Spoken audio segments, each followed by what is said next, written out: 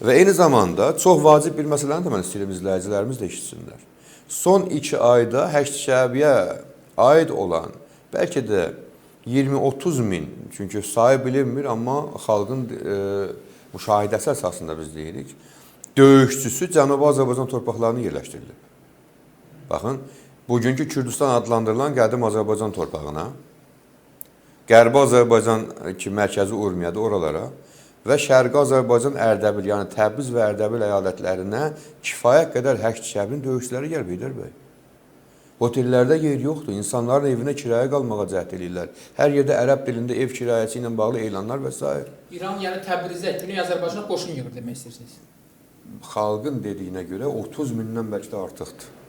Və bu 30 min ölüm maşınlarının Cənubi Azərbaycana gətirib İran hakimiyyəti vasitəsilə yerləşdirilməsinin əsas məqsədi nədir?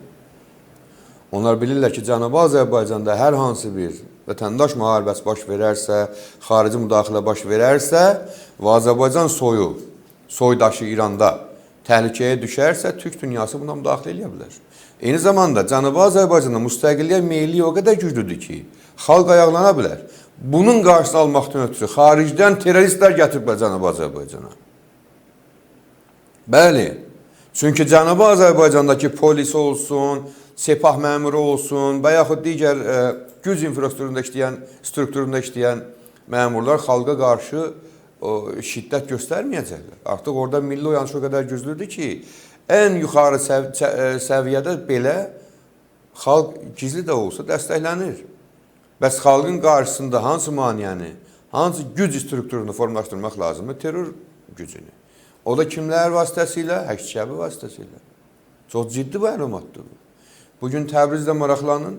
Təbrizin hotelləri, musafirxana deyirlər də, motelləri, hostelləri, evləri doludur Həştişəbinin terroristləri ilə. Demək ki, düşmən də kifayət qədər özünə hazırlıqlar edir ki, gələcəkdə hər hansı bir münaqişə və yaxud müharibə baş verərsə, ziyanını və fəsadını törədə bilsin Heydər bəy.